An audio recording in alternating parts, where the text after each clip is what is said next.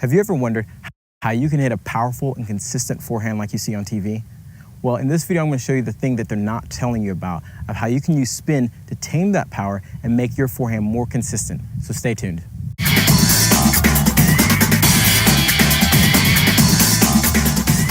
In this video, like I said, I'm going to show you how to use spin to tame that forehand.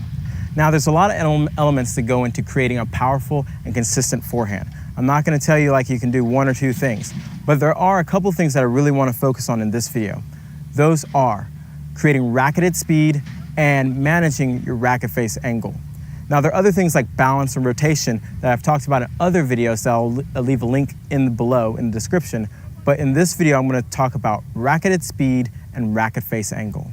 Now, when you see the pros on TV and you're wondering how they're hitting these crazy forehands that keep going in at different angles and different heights and different spins, first of all, they have a lot of racketed speed, which all that means is how fast you can accelerate your racket. One deceiving thing that I think a lot of players don't understand is that when you hear somebody say racketed speed, I think a lot of times we think swing the racket as hard as you can. I think that's a mistake, because if you swing as hard as you can't control the racket face angle, which means you can't control the racket.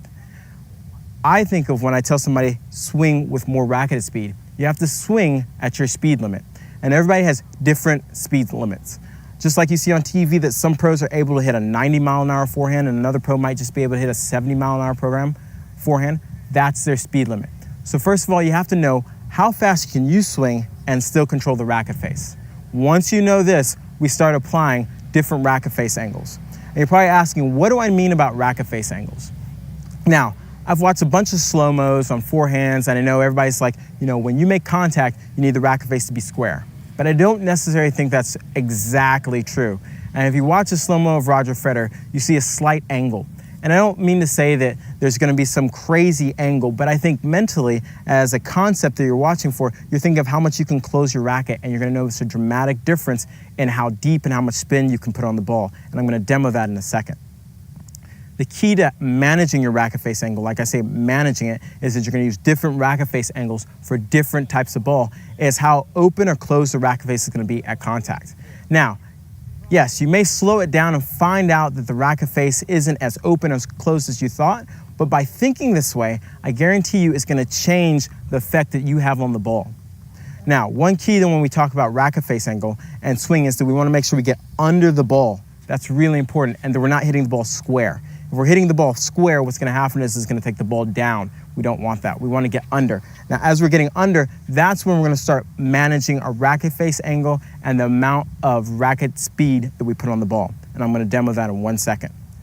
One other thing I want to mention before we go into the demo is that managing your racket face angles allows you to swing faster.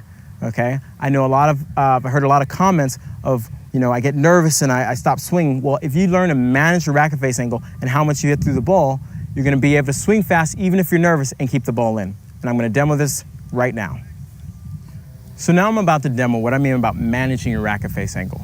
I think this is a very important concept that can really help you make more balls and learn to get more action on the ball. That's what you see the pros doing, getting more action on the ball. So if you're hitting the tennis ball and your ball's going through the air and it's not really spinning that much, you don't have enough action to hit the forehand like you see the pros on the TV do. So what do I mean by managing the racket face? What I mean by managing the racket face is when we're taking the racket back, keeping the racket closed as long as possible and getting under it. If we can get under it with the racket face closed, then we're going to create more action coming up.